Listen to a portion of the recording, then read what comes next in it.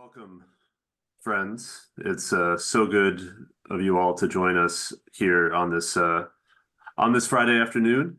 Thank you for taking the time, and we are deeply pleased on behalf of Christian Theological Seminary to share with you some information this afternoon about the Lilly Endowment Clergy Renewal programs.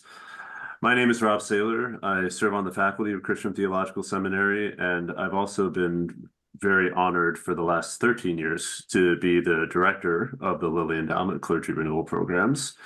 And I'm joined by a number of our staff whom you'll meet along the way, and I'll introduce them. But for now, what I would like to do is just open us with a word of prayer, if you'd care to join me. Gracious God, we give you thanks for the work of pastors and congregations and all who are called to serve in this world that is so much in need of grace, of healing, and a solid word that you remain with this world that you love so much. Thank you for the chance to administer the blessings that these programs are able to give. Thank you for the opportunity to be in conversation this afternoon. And most of all, we thank you that all the work of ministry, that which is seen, that which is unseen, is joined to the work of your Spirit. We ask this in your holy name. Amen. Well, friends, as I said, these programs are administered by Christian Theological Seminary in Indianapolis, but they, of course, are programs of Lilly Endowment, also here in Indianapolis. In just a second, I'll turn it over to Reverend Brian Williams, but I have learned in doing this year after year that it's always good to just say up front, I don't want to assume that all of you know what the clergy renewal programs are. So let me just take 30 seconds and say quite simply what it is that we do. In the Lilly Endowment Clergy Renewal programs, we are honored to be able to give grants to congregations of up to $60,000 to support the pastor taking what we call a renewal leave. That is an opportunity to step back from the day-to-day obligations of ministry in the parish and focus on activities that will be renewing and re-energizing for the pastor. The grants are up to $60,000. Up to $20,000 of that can be used by the congregation to cover costs while the pastor is away, for the congregation to pursue activities of its own. What you'll be hearing about in the next hour and a half are the ways we think about these programs, procedures on applying, and also we will have an opportunity to answer any questions that you might have. But these programs have been going on for quite a while. You hear me saying programs because there are two. There's one specifically for the state of Indiana. There's one for the broader national scene, including Puerto Rico. The Indiana program began all the way back in 1999. The national program began the year after, in 2000. And those programs began at the initiative of Lilly Endowment. So with that in mind, I'd like to turn it over to Reverend Williams to bring readings from the endowment. Well, good afternoon, at least good afternoon in Eastern and Central Time, Pacific. You guys are just getting there. First of all, just a word of gratitude for taking time on a Friday to really hear about what we feel at Lilly Endowment is sort of a touchstone of the work that we do in grant making. And that is to figure out ways in which we can provide congregations and their pastors time to engage in this really sacred moment of reconnecting with God, reconnecting with your families, reconnecting with things that are important to you. As Rob mentioned, this program has been going on for over 2 decades. It's almost the 25th anniversary celebration. And a lot of times we get the question as to why. does Lilly Endowment even do this? Um, and and just to give you a little history, at the endowment, it's clear that we care about pastors, and I say that because back in the late '90s, our chairman of the board at the time, Mr. Tom Lofton, had recognized that there was very little being done to help clergy flourish in ministry. There were a lot of demands placed on clergy, there were a lot of expectations of clergy, but not a lot being done to just help them themselves be able to flourish. And so he challenged our vice president for the religion division at that time to develop an initiative that would actually work. And after extensive research, one of the things that we learned was to launch this program for clergy renewal would be life giving for many pastors. And we learned it from researchers, we learned it from pilots, we learned it from other ways in which our grant making was working. And what one thing we learned from the research, other than the rest and renewal, is that pastors, and I know I'm preaching to the choir, the life is demanding. It's also rewarding, but it can be exhausting in that whole process. You're constantly pivoting from one thing to the next. You're going from maybe a hospital visit to a church council meeting to a Bible study prep to always thinking about the sermon to trying to foster some relationships in the community. It's a nonstop sort of drive that you have to go through every day. And when we learned about that, we also started to hear more about just the well being of clergy. And I just want to fast forward to last year, there was a study around clergy well being that came out, and there was a couple of things that stuck out to me. We knew that prior to COVID, pastors being exhausted was the thing. In fact, about a third of clergy had what a psychologist called PTSD rates akin to that of returning combat veterans. And when you think about it, clergy will see some pretty tough scenarios. You have to be there for the funeral. Sometimes you're in the hospital when somebody's life expires. Those are some pretty strong things. But what happened, the study told us post COVID, is that those numbers have doubled. So instead of one third, it's two. I mean, it's just mind-boggling to think about how stressful the life of being a clergy person is. And they even track similar statistics showing the same trend for seminarians. And so we understand that renewal is just vital to the well-being of pastors and congregations and their communities because the many of the ministries that you all do don't just stay within the congregation. They actually touch upon the neighborhoods and the ministries that you serve. Um, I really want to wrap it up, but I will say there are a couple of things that we're learning.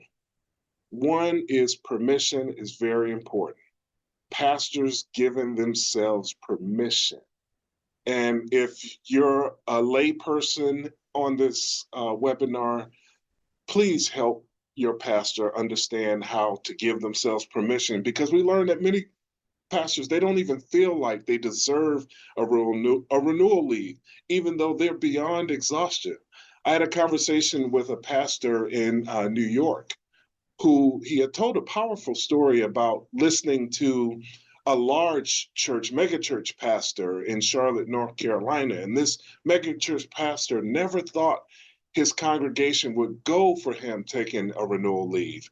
But after about 20 years, he finally worked up the courage to ask the pastoral committee, and the committee said, "We've been wondering when you were going to ask for this renewal leave. We've been wanting you to take a renewal leave for years, but they didn't feel it was their place to suggest it to the pastor." And this pastor that I was talking to in New York, when he heard that story, he said, "You know, that is so true to the lives of not just me, but many of my colleagues that I know. We don't feel like our congregations would want us to do that. But believe me, congregations love their pastors and they want to see their pastors healthy. And then the last thing I'll end with is understanding a culture of practice. So there are some church traditions that have sabbatical built into their culture. There are some denominational judicatories that will provide a renewal leave. Um, I would encourage you to think about what is the culture of the tradition that you're in. Do they see renewal leave, sabbatical, as something that is necessary to the ongoing flourishing of ministry? If not, this may be a perfect way to introduce that. For many of the church planters that I get an opportunity to speak with, we talk about establishing a culture in which people understand what Sabbath really is and ways to engage in that practice that helps for a vibrant ministry. And so, really, that's all I wanted to talk about today. I really wanted to say thank you all for being here this afternoon. Blessings on you in your ministry, your congregations, and all of the things that you do. Thank you. Thank you so much, Brian. And I always enjoy it. I always benefit when I hear Brian talk about the rationale for these programs, because what you just heard really does name the reason why, you heard the history as to why the endowment um, supports these programs. It also names how we, the program staff, think about the goals of these clergy renewal programs. You would be forgiven for wondering, hey, there's no such thing as a free lunch. Why why does someone want to give a grant to the congregation? Why does someone want to give a grant to support pastors doing this? And hopefully in what you just heard, you can begin to glean the results that we hope for: a renewed, re-energized pastor, a congregation that has accompanied the pastor on this journey in whatever way, as you heard, makes sense for the culture of the congregation. As you'll hear over and over again during this time, there is no one size fits all when it comes to what a renewal leave looks like and how the congregation and the pastor take that journey together. There are parameters that we'll talk about, but within those parameters, there's a great deal of freedom. The way that I would like to invite you to think about that freedom would be to do a little thought experiment with me. If you are a pastor, I would like you to think about the following. Imagine walking into your office, say 3 months, 4 months, 5 months from now, and you just feel ready to go, energized, connected to the things that you love in ministry, in your life, that give you energy for doing the work that you're called to do in the congregation. Imagine you've got that feeling. My question to you is, thinking about you specifically, not anyone else, you specifically, what would get you there? If you had several months of leave time, and if you had funds to be able to pursue those activities that bring you joy, that bring you energy, what are those for you? The tagline to the program is, "What will make your heart sing?" And you can be forgiven for thinking, "Oh, that sounds a little sentimental, a little vague," but we mean it in the sense that I'm talking about. What activities will get you to the point as a pastor, that will have you feel re-energized and refreshed for ministry? Meanwhile, if you're a congregation member, you can do the same exercise, only now you're invited to think about the entire congregation. If the entire congregation has an opportunity not only to support your pastor taking this journey for themselves, but also the congregation perhaps bringing in guest speakers, perhaps doing other kinds of activities during this time, or if nothing else, just being able to honor your pastor and support your pastor by applying for this grant and administering it on behalf of the pastor. what would you hope for?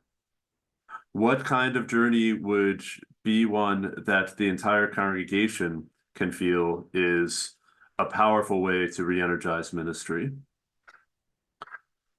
The reason I've invited you into that thought experiment is again to emphasize that when it comes to us, how we think about renewal leaves, or as you heard, some people refer to them as sabbaticals. The way we think about that is to invite you to tell us, these are the activities that I'd like to do as a pastor during this time away. Here's what it will cost. Here's why I think these are the right activities for getting me to the point of feeling revitalized for ministry. And here's what I hope for in terms of the outcome. There's a great deal of freedom in there. We have pastors who travel extensively, who go all over the world, Europe, Africa, Asia, beyond. We have other pastors who say, no, I want to really settle in and I want to engage in the arts for a period of time. I want to engage in a period of prayer, reflection, study. Other pastors say, I really want to travel with my family, with my loved ones during these times. And a number of applications actually put forward all of those activities and more. Again, with 3 months and with the funding available, a number of applications can combine all of those different sorts of activities. I can give you a couple of examples if you're the sort that really gravitates towards a concrete example. I remember a number of years ago there was a pastor whose congregation was in a neighborhood context where the population of the neighborhood was diversifying, and everyone was very grateful within the congregation, was very grateful and excited about the ways in which different cultural expressions were coming to live in the neighborhood and new opportunities for outreach and welcome. But the congregation was also asking itself, well, how is it that we extend hospitality in a deep Christian sense, particularly to those who haven't been a part of the congregation's culture up to now? And so the congregation applied for renewal leave, and the pastor of the congregation engaged in travel. And the theme of the pastor's travel was that she was going into places where she would feel like a cultural, I think she used the term, a cultural outsider or a cultural newcomer, in order that she would need to receive hospitality from the people in the places that she was going. In other words, she wanted to have a spiritual experience of being hosted. Meanwhile, the congregation, with its portion of the money, used some of it in addition to covering the regular costs while the pastor was gone. The congregation also brought in speakers to talk about the theme of hospitality in the Bible, to talk about the theme of hospitality within the Christian life. The reason why that story stands out to me is it's one of many examples where when the pastor and the congregation came back together, they had both had an experience of thinking deeply and experiencing deeply these questions of hospitality, and that renewed and energized the congregation's excitement around thinking about hospitality to the ministry that God had called them in that place. I could give many, many more stories, but I hope that gets across the sense that when we ask you to tell us what activities will be most beneficial to you, uh, for both for the pastor and for the congregation, we really do mean that we want you to think deeply about your own mission, your own place, what it is that God has called you to do, and to propose activities that make the most sense for you. As we said, there are some parameters, and we'll go through some do's and don'ts of applying later on in the webinar. But for now, I want you to be thinking about, okay, what does that look like for you and your congregation? What I'm going to do now is to hand it over to someone that If you've applied before or if you are discerning an application, you'll get to know Karen very well. She is the czar of all things logistics when it comes to the clergy renewal programs, along with Amanda Straw, who's here with us from the programs as well. Karen is going to talk us through the Karen is going to talk us through uh, procedures for applying. Okay. There we go. Yes. There we go. Yes. Again, there is Victory. grace with technology. When you're working with the application and so on, this is why we extend grace. Yes. Thanks for the emojis, everybody. Okay. Um, so what's the RFP? The RFP is where all of the information essential to submitting a proposal is contained. I think the last thing I was on, the form pages are in the RFP, but they are also, there's a separate set of documents in the grant seeker section, which I'll show you in a minute, on the website where you can download a fillable PDF version of those forms. Otherwise, you'd have to print them and either fill them in by hand, or I don't know that anybody actually owns a typewriter anymore. So anyhow, but the RFP is critical. So where do you find the RFP? You're going to visit our website. Many of you have probably already visited, but just for clarity and for anyone who comes after who's watching this video on our website later, visit lilyclergyrenewal.org. That will take you to our main page, which is that CRP page that you see on the left. That's the main page. So then you'll want to select that grant seekers. That's a navigation menu there. So select grant seekers and you'll scroll down just a little bit and it will say request for proposals. And you'll see two options side by side. I believe Indiana is on the left and national is on the right. And then there's a grouping. There's the request for proposals and there's the fillable forms. Don't miss the request for proposals. If you send us just the fillable forms, we will email you back and let you know that you're missing really the lion's share of a proposal. There are some new things this year. So for those of you who have either submitted a proposal before, or you may not have submitted, but you've looked at the RFPs, mostly what's changed this year is the forms. We did eliminate one budget category on the pastor's budget, and that's the post-leave activities. The reason we eliminated post-leave activities is because we now allow you to propose your leave as a series of different leaves as opposed to one single block of 12 weeks. And so if you have something that you want to do that might span across the year, either before or after or both. Maybe it's working with a spiritual director. It could be music lessons. It could be some sort of art that you want to do. You can always indicate that on your outline of renewal or in your narrative portion, and just explain that there are some things that you will encounter throughout the year or prior to or after kind of your travel periods if you have those. But it just really became an unnecessary budget category and it kind of confused things. And then the biggest updates are to the form pages. So if those are new for you, you will notice that we're hoping that this makes some things a little bit clearer. Instead of asking for signatures in 3 or 4 different places, we tried to condense that. We've made some updates to the outline of renewal form to try to get a little bit more detail from you so it's clear to our application processors and to our adjudicators when they're reading so that they understand.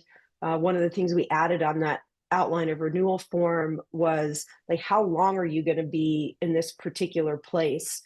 So sometimes we'll see an outline of renewal form and it will say, June of 2025, July of 2025, and October of 2026. But we don't know what dates. We don't know if you're going to spend 2 weeks in one place or 3 weeks or 12 days. So we now kind of gave you a column to say how long you plan what you've put on that row. And then we've updated the tax status form. It's also an acknowledgements page, and we capture a couple of other signatures there as well. So this is the thing I really like to do, is help people understand, like, what is a complete proposal. Each year we get a handful of proposals that are missing significant pieces. And unfortunately, that usually ends up having the proposal marked as ineligible. And so we really would prefer everyone's proposal to meet the minimum requirements so that our readers can review it and make the decision based on your narrative and the things that you're telling us. So there are 4 parts to a complete proposal. There are narratives. There's a proposal narrative, which has a page limit. And there are budget narratives, which don't have a page limit. They generally average between 3 and 7 pages. Some people are a little more detail oriented than others. I will say this about a budget narrative, is it shouldn't just be a spreadsheet. There should be some explanation with your budget narrative. It helps readers understand more than just your numbers. So that I'll say that there should be a budget narrative for the pastor's budget and a budget narrative for the congregation's budget. Then there's the form pages. If you are in Indiana and you are a previous recipient, there's an additional form that you may need to submit. That is not something that anyone in the national program would need to be concerned with. So in Indiana, it can be up to 7. In the national program, it can be up to 6. It's 6 form pages. Documentation. We'll go into this in a little bit more detail. There are 3 documents we ask for. We ask for some kind of federal tax exempt documentation. We ask for a pastor's letter of standing. And we ask for a 1-page summary of the church's operating budget. So whatever your most complete year is, and it could be your current year if you have, it doesn't have to be your historic budget, but it can be an approved budget, perhaps depending on your polity in your congregation. And if your congregation approves a budget, or if you have a session, or if you have an elder team and you can submit a current budget where you necessarily haven't had all those expenditures yet. And then the optional part of any proposal is a 5-minute video. Now, if your video is 7.5 minutes, we will ask you to tell readers what 5-minute portion you want them to watch. It's not necessary. In addition to, instead of the video, if you want to include some other sort of creative response in that section in the narrative proposal, you can do something other than a video. But a video is an option. We give you instructions in the RFP how to include that video as part of your proposal. So in talking about those required documents for federal tax exempt status, we cannot make any award without that federal tax exempt documentation. So it can be any one of these 4 things. If your congregation has its own 501c3 letter of determination from the IRS, then you can send a copy of that. If they've sent you 12 of them over the years that your congregation has been around, we only need 1. We don't need all of them. A group exemption. So if you are part of a denomination and you are covered under your denomination's group exemption, you would send us a copy of that. And we need to be able to connect, not only know that, we need to know that you are an active participating member of your denomination so that we know that that group exemption does indeed cover you. The details for that are also in the RFP. If you don't have your own letter of determination and you are not covered by a group exemption, an attorney's letter is acceptable. And if you have someone in your congregation who is an attorney who'd be willing to provide that letter for you at a minimal cost. It doesn't need to be lengthy. It just needs to attest that according to the 501c3 and the 170B111, I think it is, that you, according to those government definitions, that you are in fact a congregation and are therefore exempt from federal taxes as a congregation. These details are in the RFP. The letter of standing, again, can vary depending on whether you are covered by denominational judicatory. If your ordination is from a denomination, you might be part of a fellowship of churches, even though you are non-denominational, or you could be truly independent. And so there isn't an ecclesial body, and it might just be your local congregation's leadership team, whether those are elders or it's a personnel committee, various things. And so again, we provide more details about that. Just know that what we're really looking for is that if you're serving in a denominationally affiliated congregation, we want to know that that your ordination is active, that you are in good standing.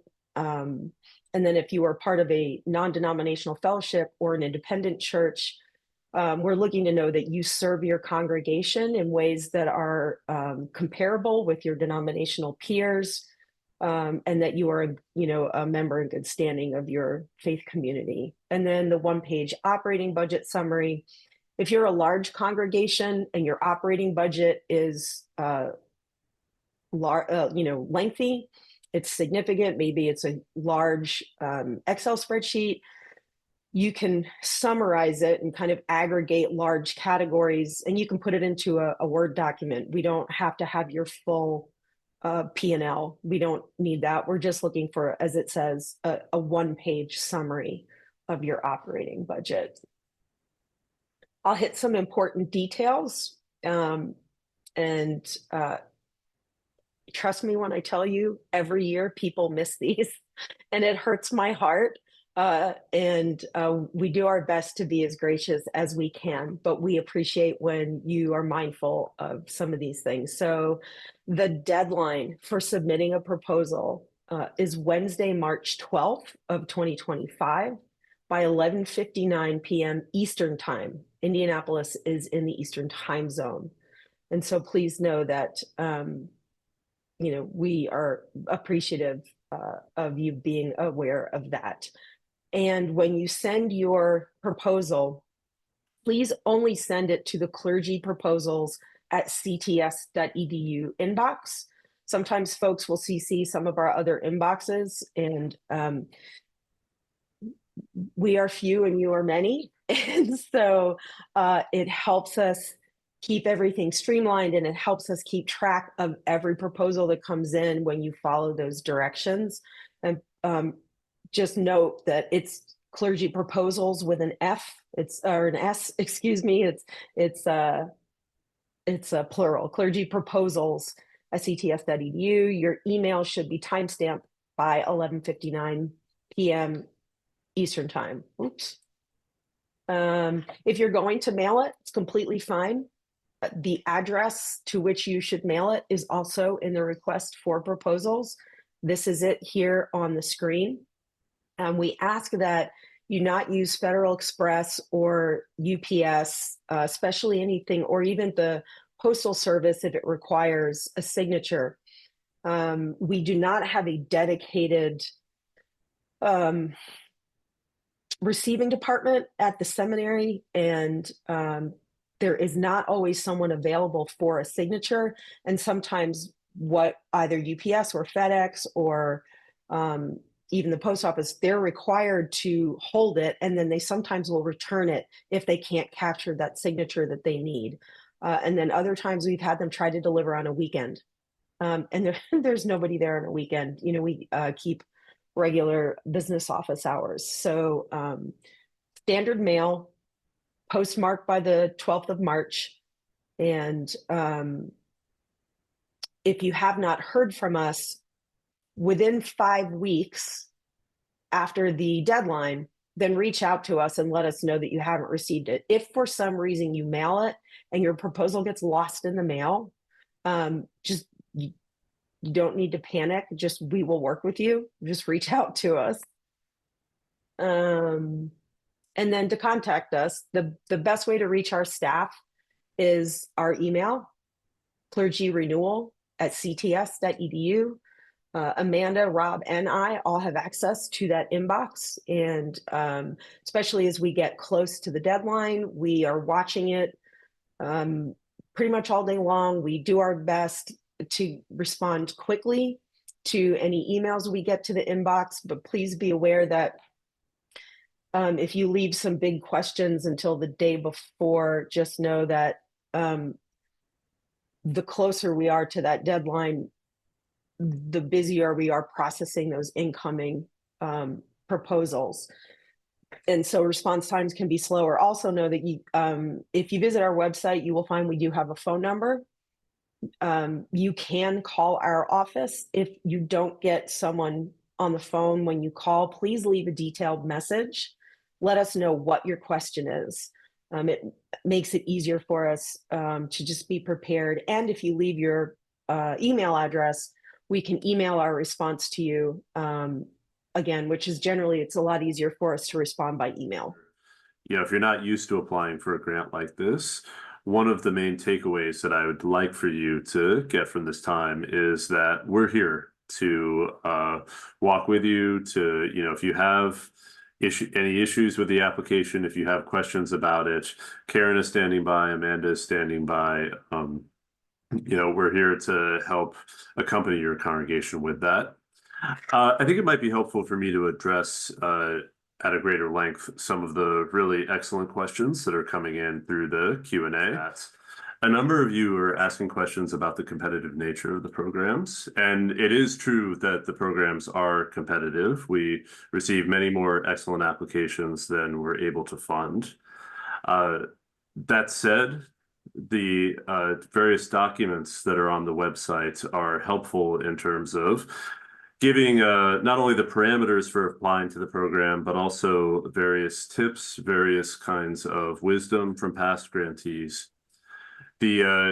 Several folks are asking what percentage of proposals are funded, and I wish I could give a concrete answer to that, but the simple truth of the matter is it varies greatly as to how many proposals that we receive in terms of what percentage are actually funded.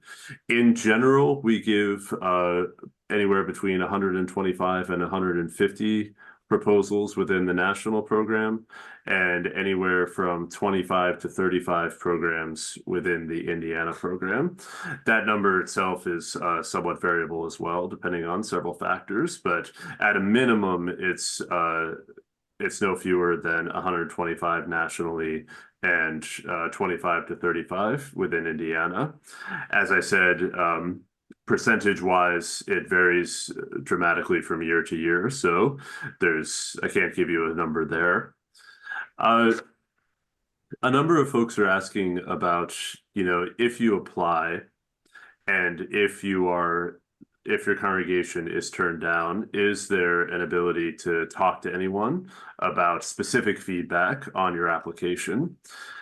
The answer to that is no, and there are two reasons for that. One is because we receive a high volume of applications, out of fairness, if we can't give detailed feedback to everyone, which we're not able to do, it's for reasons of fairness, we choose not to pick and choose who gets detailed feedback and who does not. That's sort of the practical reason. The deeper reason why we don't do that is because, again, since we receive many more excellent proposals than we're able to fund, it may well be that an application that is not funded doesn't have any deficiencies or any noticeable areas of improvement. It's more a question of, you know, when the readers who are engaging the whole pool of applications are engaging them, they they have tough choices to make in terms of a finite number of funds and all of the applications received. And so the reason why I'm bringing that up is because another reason why we're not able to give individualized feedback if an application is turned down is that in many cases, again, there's no deficiency. There's nothing that we can say about improving it. It's much more a matter of how, at the end of the day, readers determine what we're able to do with these finite funds. We realize that it's a lot of work to put these applications together, both on the part of the pastor and the congregation.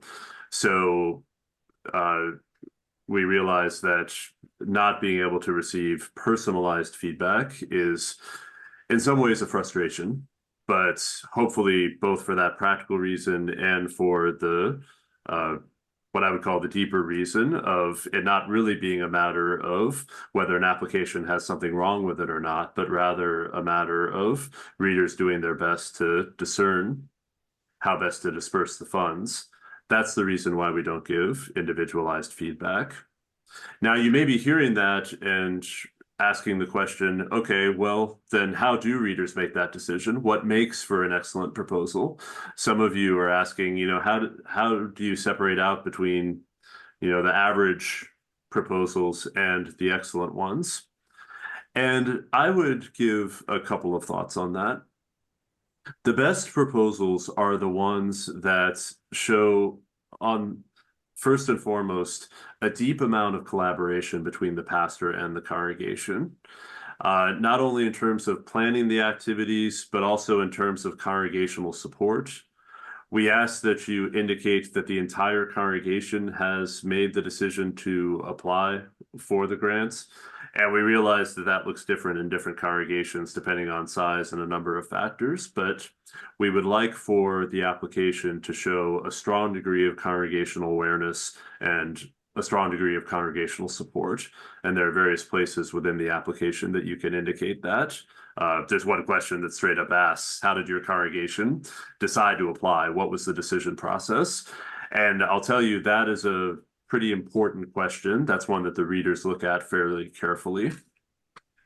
Another factor that distinguishes really excellent proposals is they really make a good case for why these activities are the right ones for getting at the renewal goals. And it really shows that the congregation and the pastor have thought about the activities, have thought about what they want to get out of them. And the readers see a real alignment between the activities and the goals. Let me give you a negative example. If an application says, well, the pastor really just wants to center and pray and, breathe and just get some time for deep rest. But if the activities are so travel heavy and so frenetic with activities that the pastor is going hither and yon and here and there and so on, the readers might well ask the question, well, travel is fine, but if the real goal is deep rest, then why is it that this proposal is so activity heavy as opposed to having longer amounts of time for rest, relaxation, that sort of thing?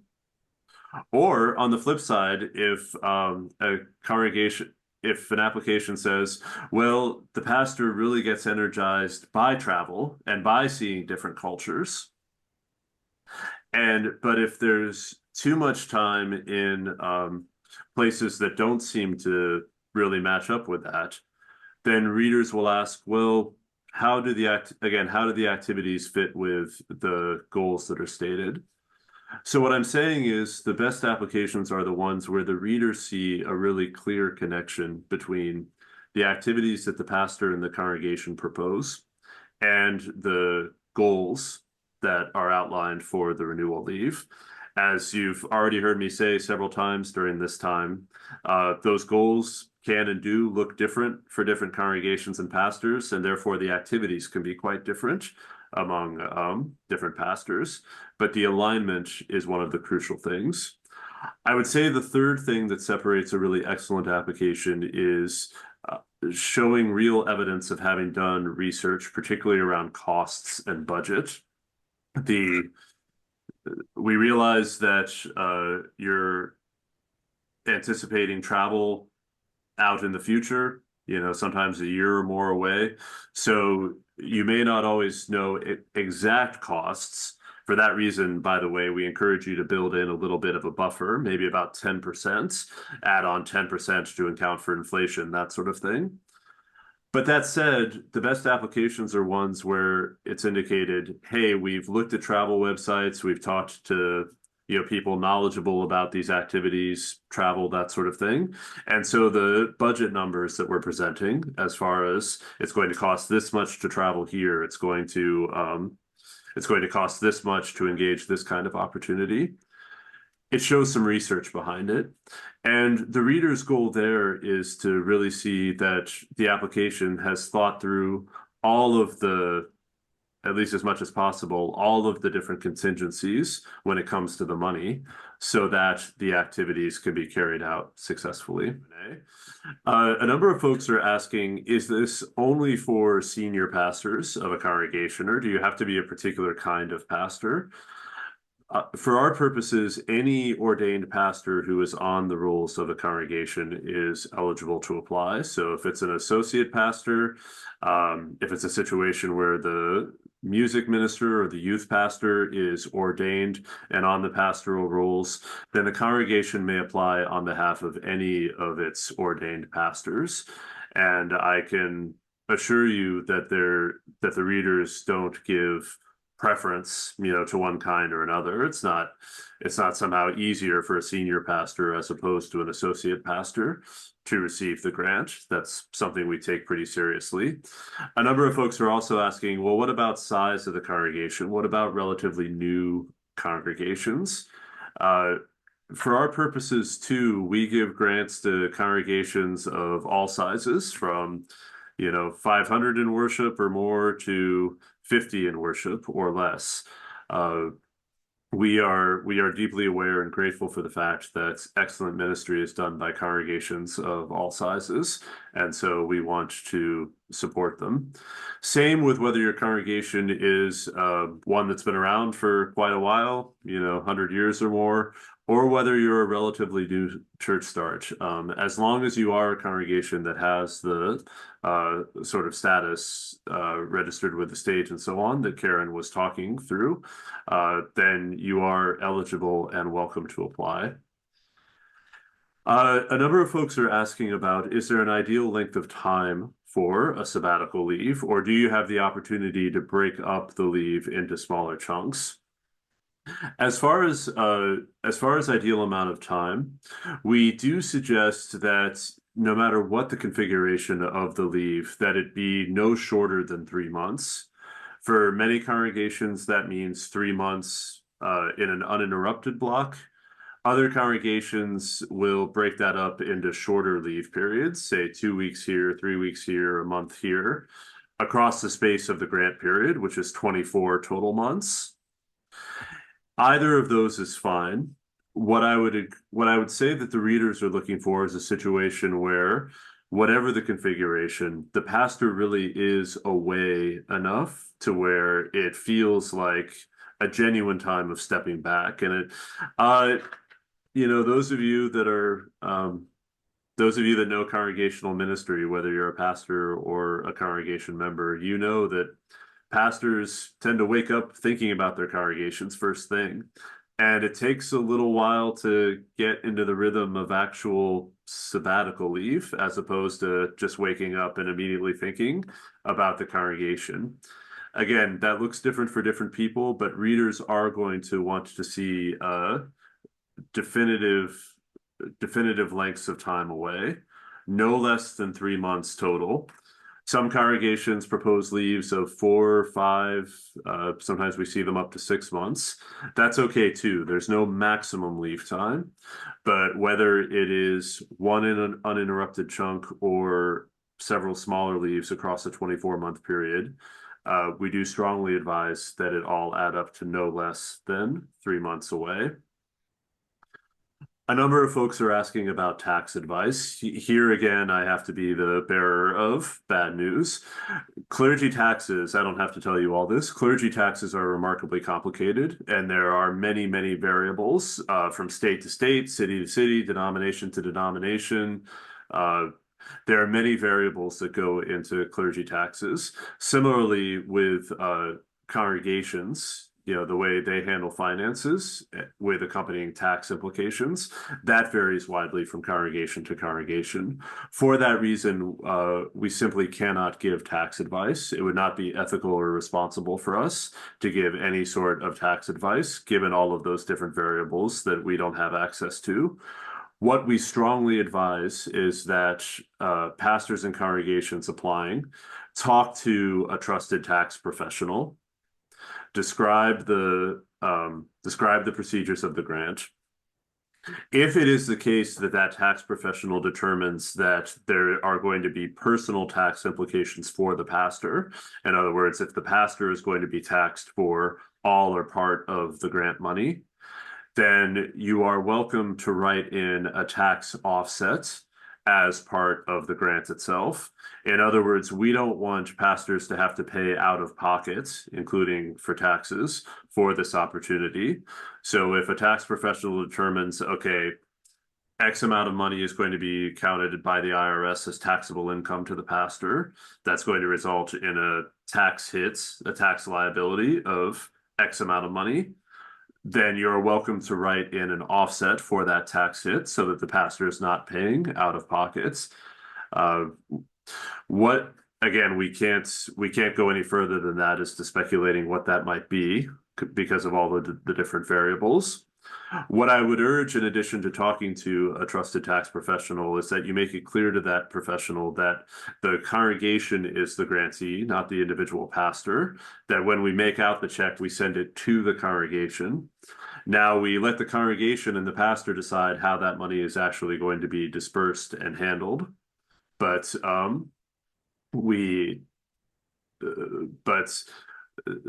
just make sure that your tax professional knows that the congregation is the recipient of the tax funds. And if you do decide to put in a tax offset, that is, if you ask for a certain portion of the grant to go to the pastor to offset increased tax liability, just put it in the application that you talked to a tax professional and that was the advice. Some of you are asking, what if plans change? In other words, we offered these programs during COVID, for instance. A whole host of pastors had to change their travel plans and delay their travel plans. Or what if there's some kind of personal emergency? Or what if you're planning to go to a place, say a destination that is no longer stable? The good news there is that once the grant is awarded, you're welcome to contact us and say, hey, this situation has changed. Can we work out another plan? Either delaying that portion of the leave, picking a different destination, any number of configurations. But the bottom line there is, please feel free to apply with the activities that you most want to engage. And once you do so, if those plans change, work with us and we'll be able to be flexible on that front. I'm going to hop into the some other good questions. Some folks are asking, is there a minimum amount of time that the pastor needs to have been in the ministry in order to apply for this grant? On our end, the answer to that is no. What we are looking for, and you're hearing me say this over and over again for a reason, because it really is one of our main criteria. Is this the right time in the life of the pastor and the congregation in order, to take advantage of this opportunity? And that looks many different ways. We've awarded grants to pastors who are relatively early in their ministry, but they make a good case as to why it's the right time. We also make grants later in the arc of ministry, say for pastors that really want some energy in order to finish strong and to make the last years of their ministry as vital as they can be. And then anywhere in between, midpoint, 2/3 of the way through, 1/3 of the way through, whatever it turns out that God grants to a pastor in terms of life of the ministry. So we do not operate with any sort of restrictions or guidelines on that front. You may be a part of a denomination that has requirements in that regard. In that case, of course, follow your denomination's requirements.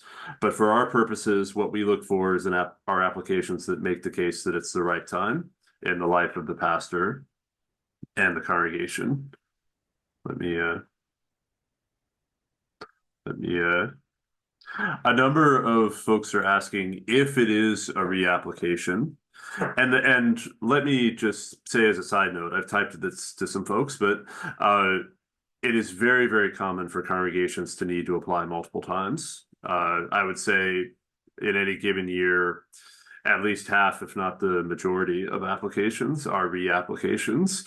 And I say that again to emphasize that it is no knock on a pastor or a congregation to have an application turned down. Again, it's just, again, that matter of there being more applications than we're able to fund.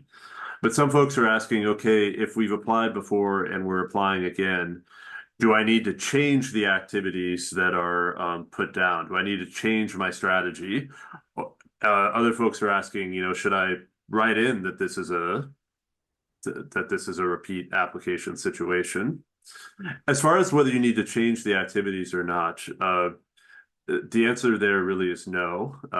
If those are still the right activities for getting at what the pastor and the congregation would like to see happen, then go with them. One of the worst things that an application can do, frankly, is to try to guess at what the readers are going to like, as opposed to answering honestly this question: what will make your heart sing? What are the right activities to get a congregation and a pastor where they want to go?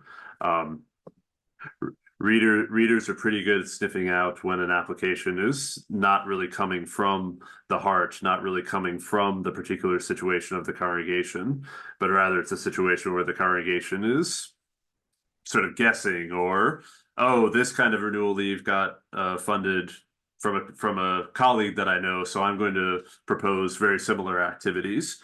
That's not the way to do it. The way to do it really is to engage this process of deep discernment for yourself. And my point here is that if you're reapplying and those are still the right activities, then my strong advice is to go with those activities. As far as whether you want to indicate that it's a reapplication, my advice there is that it doesn't hurt to go ahead and put that, again, usually in that section that talks about how and why the congregation chose to apply. The reason is that shows that the congregation is supportive of this, and supportive even to the point to where the congregation is willing to support this application multiple times, multiple years in a row. So it's not required that you put down that it's a reapplication, but all things being equal, it is one way of demonstrating the congregation's ongoing commitments. Somebody's asking a great question about clergy couples. And this relates again to the fact of the congregation being the applicant as opposed to the individual pastor. If you are, say, a clergy couple and both of you are serving the same congregation, the parameters of the national program, especially, is that a pastor can only benefit from one of these during a lifetime. So our advice is always to put down only one pastor as the name on the grant, because if the grant is awarded to the congregation, the other pastor, the spouse or partner, can still come along on all those same activities, but then that pastor is eligible for a grant in the future. Whereas if you were to put both names down, then technically both of those pastors can only receive the one shared grant rather than both pastors each being eligible for a grant. If it's a situation where the pastors are in different congregations, then what we advise is that one congregation apply. Should that grant be awarded, again, the other pastor, provided they have permission and support from their congregation, they can come along on the activities as well. And this brings up something that I should have said earlier is we really encourage that pastors bring along whoever it is that they want to have along on these leaves. It could be family members, it could be close friends.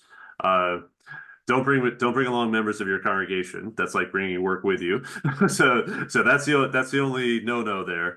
But spouses, partners, close friends from seminaries, whatever loved one means to you in your life. One of the things that pastors often choose to use these grants for is to reconnect, to deepen, to have some dedicated time for tending to those life-giving relationships. Because in our view, those are no less important for ministry and vital ministry than anything else. So, and we could take that a step further and say, you may find a situation where in order for, say, a family to take advantage of this, you need pet care or you need childcare or house sitting. If that is necessary in order to take advantage of this leave, then you are welcome to allocate grant funds for that. Whatever this money needs to do in order to allow you to take advantage of this opportunity, there is quite a bit of flexibility there. That applies as well to situations where participating in these activities may result in lost income, either for a second job for the pastor, or if a family member or loved one is coming along and traveling is going to mean a loss of income.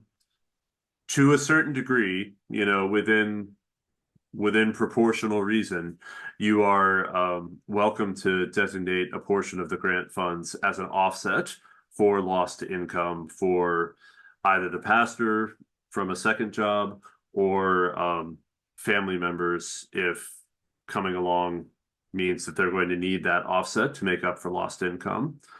I hope you're hearing two words of welcome in that. One is that we warmly welcome bivocational, multivocational pastors to apply. You do not need to be a quote unquote full-time pastor within the congregation in order to apply.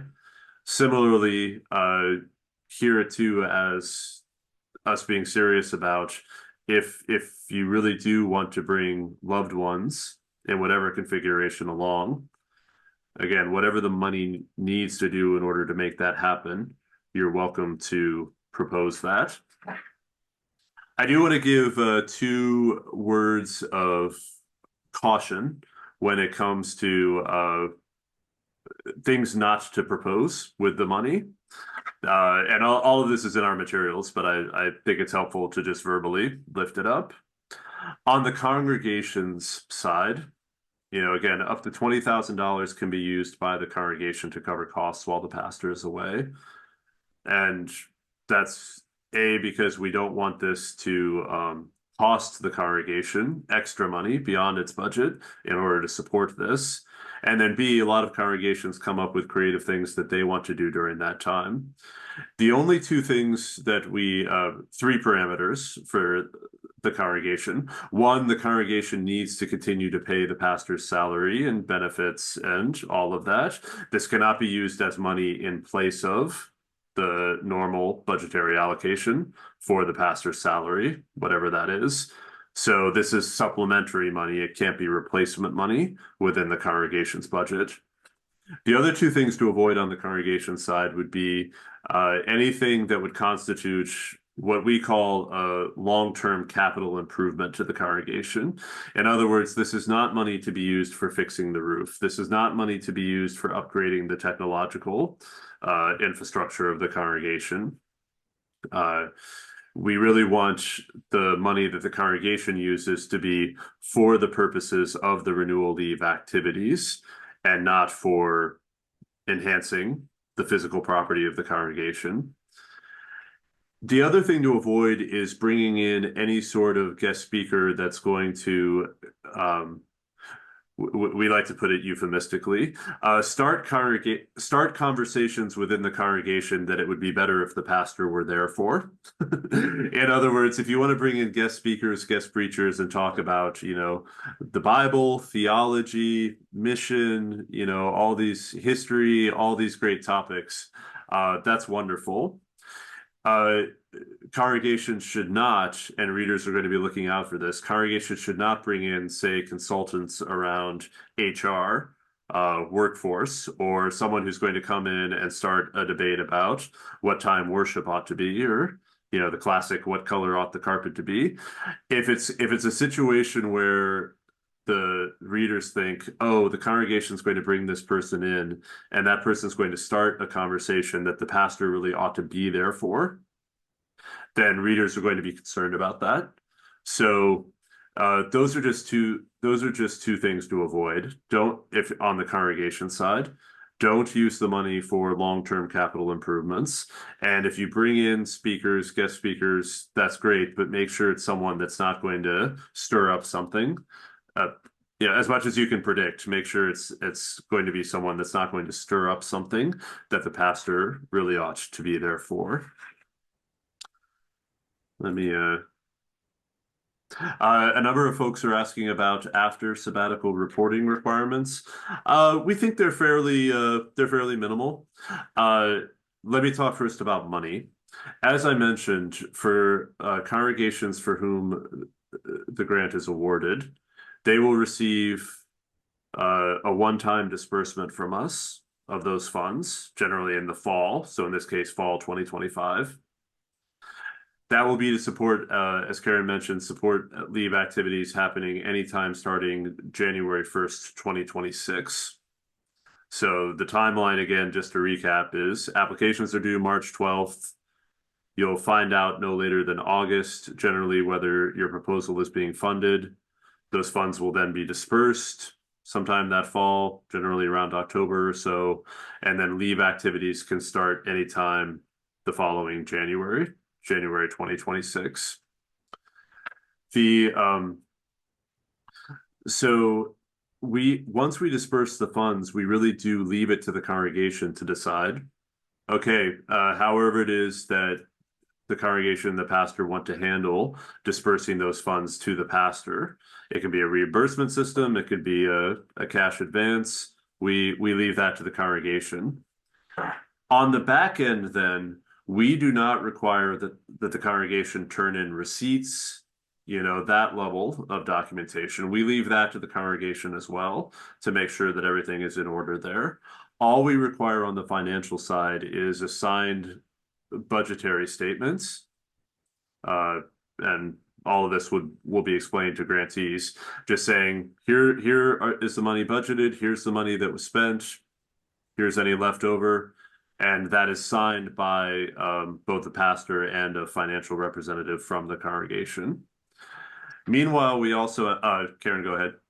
Yeah, thanks, Rob.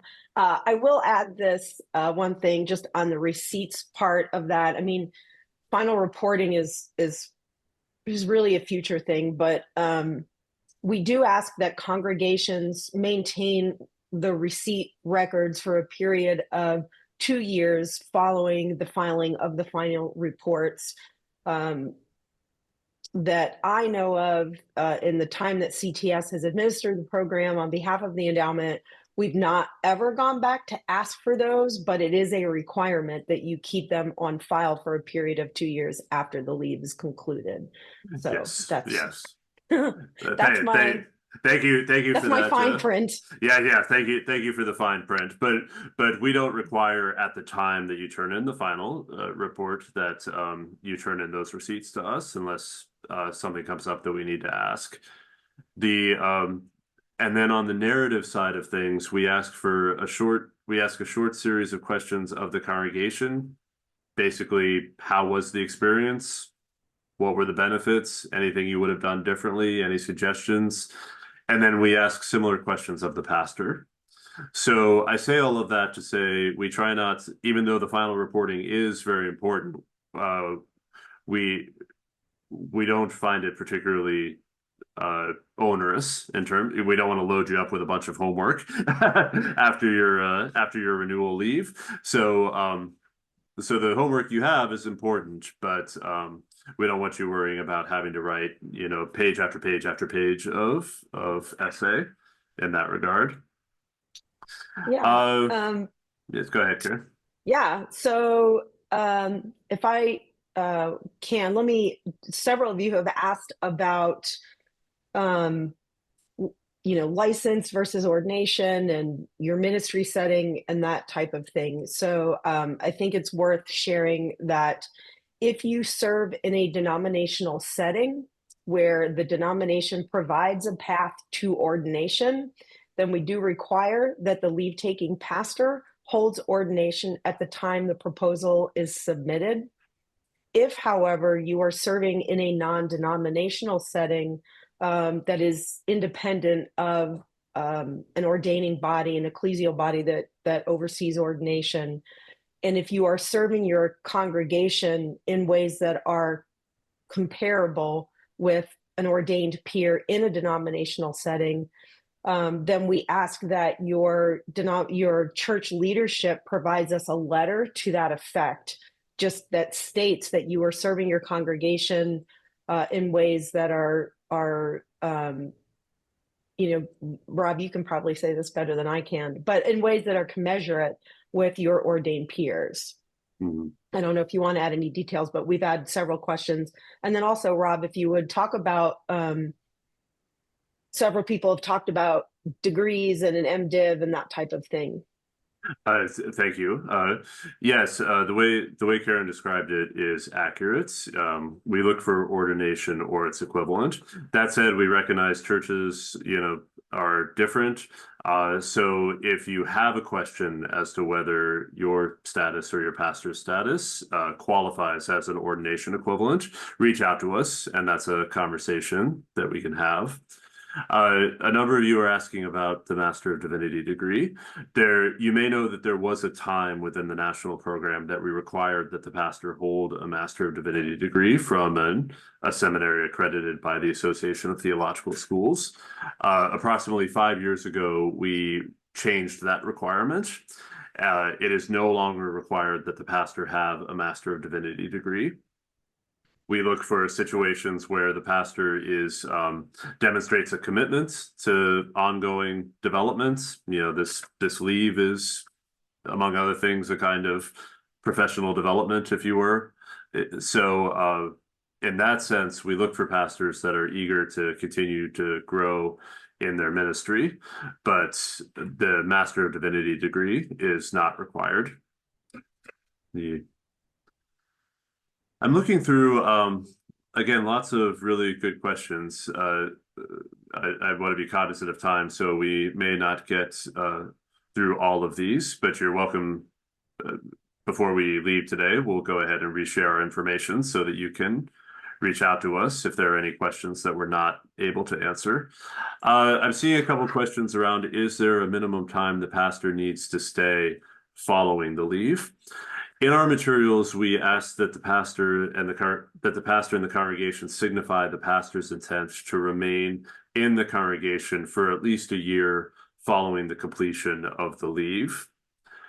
We recognize that, as the book says, the Spirit blows where it will. Sometimes things come up.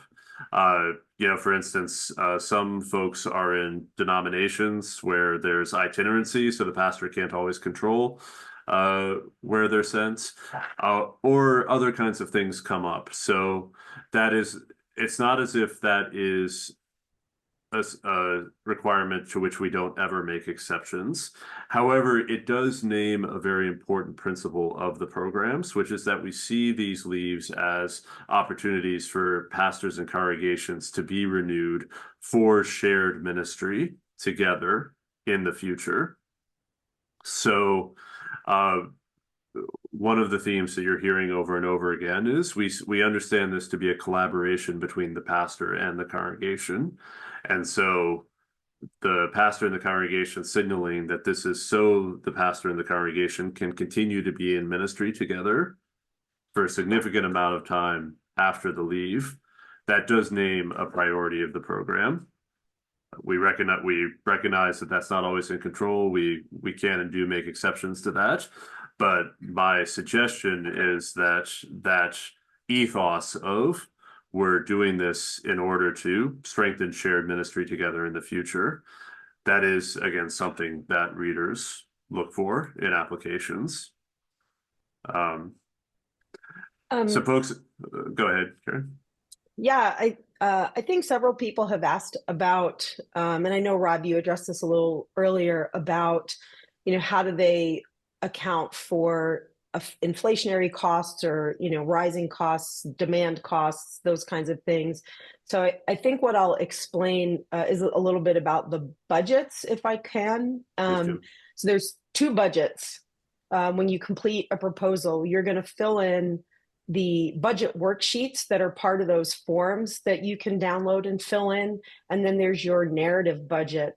Those budget worksheets are by spending category. It can be airfare, car rental, meals and lodging, equipment and supplies, those kinds of things. And so if you think, you want to say you come up with a $5,000 cost for meals and lodging, and you want to make sure that you're like, I better add another, 10 or 15% for this. I have no idea what's going to happen with inflation. There isn't a separate budget category for inflationary prices. So just build that into the number that you're showing in any one category. And then in your budget narrative, if you want to say so, you can include a note so that readers know that all of the prices that you're showing and the costs that you're showing for the trips, that you included a 10% or a 15% cushion to kind of mitigate against that, those kinds of inflationary costs and price increases. That's totally fine, but there's just no separate line item for that. Sometimes people put it in a separate budget line, and you should just include it with the budget line that you want to include that kind of cushion for. I hope that makes sense. Very helpful. And again, if the grant is awarded and something happens, as the leave approaches that disrupts those categories somehow, that's when you have a conversation with us and we talk through what changes might be made. But I always advise the more detailed your budgeting can be on the front end with the kinds of built-in cushions that Karen is talking about, that makes for a stronger application. Yeah, I think too, just this is a helpful note. A lot of people are asking about, like what qualities would a strong proposal have? And on that note of budgets, if you haven't traveled internationally a lot, but somebody who has, I would say talk with people who have traveled internationally. Be mindful of things like how will an exchange rate impact your travel. I know that I will say that a budget that doesn't have to have excruciating detail, but when readers can tell that you've really you considered all the different possibilities. Is it the right time of year to travel to this place in the world that you want to go to? Is it going to be a peak season there? Is it going to be filled with tourists? Is it going to be an off season? Is it the rainy season? Consider those kinds of small details as you think about where you want to go. And when those details show up, I think that tells readers that you really have put in the extra time and effort to really think through what your plan is. Is your plan, not just can you get flights and hotels, but how does all this flow together? Yeah, and I'm seeing some questions sort of on a related note that some folks are asking, are the odds of being funded greater if a congregation asks for a lower amount of money? And the answer to that is no. What we really want you to do, again, is to think through, okay, what are the goals? What are the activities that are going to get you there? And then a good estimation as to what it will cost in order to to pursue those activities. And so if that's the number we want, and there's no advantage to that total number being lower as opposed to greater, we've got to get this money out the door. So that's so if the activities that you want to do are at the maximum amount, go ahead and ask for the maximum amount. Just explain in your budget narrative why that is needed. Somebody asked, are there ever situations where CTS alters the amount given? And there the answer is no. You'll propose, you'll put in your application asking for a certain amount of money. We will give the thumbs up or the thumbs down to that specific amount. We won't, except in very extraordinary cases, usually with math errors, but otherwise, we don't alter that money. And that goes for the proposal as a whole. We say yes or no to a proposal based on the proposal as it stands. A couple of folks are asking, is it common to use grant money to increase the salaries or to stipend other staff within the church who might well be picking up additional activities while the pastor is away? The answer is yes, that's common, and yes, that's fine. You've heard me say several times that one use of the congregation's budget is to help cover costs while the pastor is away. That can be bringing in guest preachers. It can be contracting with someone to provide pastoral care or worship leadership. But it could also, if you're a church with a staff that's going to be taking on some or all of that burden, you're welcome to designate that money as stipend or salaries supplementation for those individuals. Again, not salary replacement. Don't have it be a situation where you're going to pay their normal salary out of the money, but if it's a supplementary situation, then that's common and that's fine. Some folks are asking about, are these available to folks who serve in judicatories or chaplaincy settings? As you've heard me say, the applicant is the congregation, and we are only able to accept applications from congregations. So if it's a judicatory situation, if it's a hospital chaplaincy situation, then the answer is no, unless it's a situation where that person is also on the pastoral roles of a congregation that is applying on their behalf. But again, the way to think about that is the congregation applies, the congregation receives the grant, and the program is limited to, focused on congregations specifically. This was said earlier, but I just want to reiterate again. There really is, some folks are asking, is it an advantage to do the uninterrupted 3 months as opposed to breaking up the leave into shorter leaves totaling no less than 3 months? There again, that really is a matter where we want the pastor and the congregation to think through what is the right configuration for you. And if it's the right configuration, then that is the configuration that is going to be most advantageous. I'm aware that there are a number of good questions that are there in the chat, but I'm also cognizant of the time and I want to respect your time. So we are going to conclude the webinar. This recording is going to be available on the website. So you're welcome to come back to the recording, share it with friends, and the documents that were referenced, and certainly the RFP and other supplementary documents, are also available on our website as well. Karen, anything you'd like to add on that front? Yeah, thanks, Rob. I would just share with everyone that a lot of the questions that you're asking are answered in the request for proposals. And so if you're feeling a little bit anxious because we may not have gotten to your question, or maybe you joined a little later and missed an answer that we may have covered before you joined, again, probably 90% of what we've talked about is in the RFP. If you read through the RFP and you look at some of the videos, there's 16 videos available on the website that are there to help you. And so if you don't find answers there, please email us. Again, that email is clergyrenewal@cts.edu.